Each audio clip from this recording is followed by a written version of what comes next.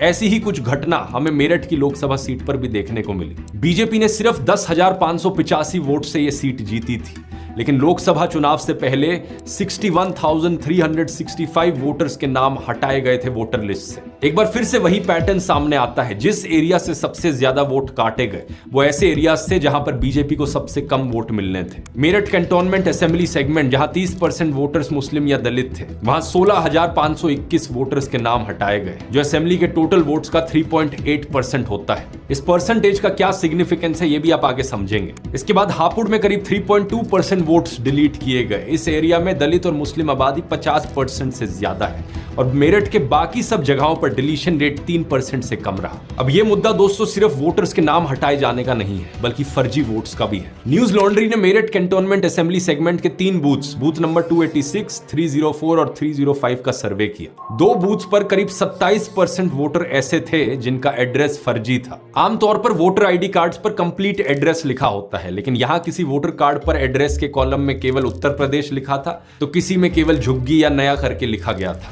Booth number 305 पर 240 voters ने अपना एड्रेस आरएचए कॉलोनी डाला हुआ था, लेकिन ऐसी कोई कॉलोनी वहां पर है ही नहीं। यहां के पोस्टमैन विकास चौधरी ने भी बताया कि हजारों नए वोटर कार्ड्स उन्हें फेंकने पड़े क्योंकि उनका एड्रेस ही नहीं मिला। बूथ लेवल ऑफिसर्स का कहना है कि हर साल इन फेक वोटर्स का नाम डिलीट करने की रिक्वेस्ट आती है, लेकिन डिस्ट्रिक्ट एडमिनिस्ट्रेशन ऐसा करने से मना कर देता है। एक और इत्तेफाक की बात देखिए, पिछली इलेक्शंस में इन तीनों बूथ्स पर ज्यादातर वोट्स सिर्फ बीजेपी को मिले थे। बूथ नंबर 304 की बीएलओ पूनम अग्रवाल ने कहा कि लोकसभा चुनाव से पहले डिस्ट्रिक्ट ऑफिशियल्स ने उन्हें नए वोटर्स के रजिस्ट्रेशन वाले फॉर्म 6 पर बल्क में साइन करने का ऑर्डर दिया। उन्होंने कुछ ही दिनों के अंदर 1800 से ज्यादा फॉर्म्स पर साइन किया, जिसके बाद इन नए वोटर्स का नाम वोटिंग लिस्ट में डाल दिया गया। यह भी करना रूल्स के खिलाफ है। पूनम का कहना है कि पहले वो फॉर्म 6 पर साइन करने से पहले प्रॉपर वेरिफिकेशन करती थी कि ये कौन है वोटर, सही एड्रेस डाला है, फॉर्म सही से भरा है कि नहीं। लेकिन इन वोटर्स के लिए उन्होंने ऐसा नहीं किया क्योंकि ऊपर से ऑर्डर्स आए थे। कोई भी रात के 8 बजे ऐसे सैकड़ों फॉर्म्स लेकर आता है और इन्हें साइन करना पड़ता है। इन्होंने कहा कि ये इस डर में है कि अगर इन्होंने साइन नहीं किया तो मुसीबत में पड़ सकती है।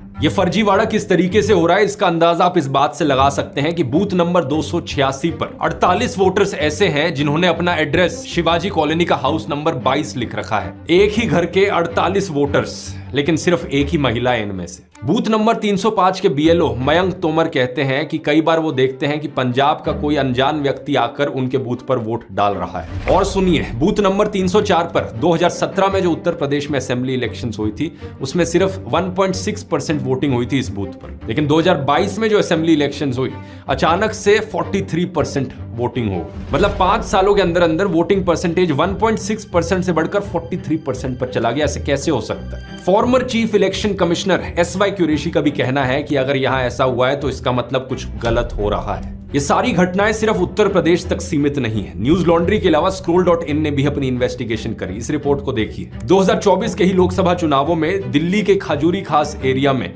कई लोगों के नाम वोटर लिस्ट से काट दिए गए। श्रीराम कॉलोनी में रहने वाली फारा खान जब वोट देने गई तो उन्हें पता चला कि वोटर लिस्ट में उनका नाम है ही नहीं, इनका नाम हटवाया जा चुका है। उनकी बहन रुबीना खान का नाम भी वोटिंग लिस्ट में नहीं था। जब पोलिंग ऑफिसर से पूछा गया तो इसका कारण वो नहीं बता सके। ये वही सीट थी जिससे कन्हैया कुमार ने इलेक्शंस लड़ी थी। दिल्ली तक की टीम जब यहाँ पर गई, वोटर से बात करी तो यही चीज सामने आई। ये भी बहुत सारी लिस्ट के अंदर कैंसिल, डिलीटेड एकदम आ रहा। लोग हम पूछ रहे हैं तो कह रहे हैं कि हमने पिछली बार वोट भी डाला है जहाँ रहते हैं और वहीं पे अब भी रहते हैं, लेकिन फिर भी हमारा कैंसिल क्यों हुआ है?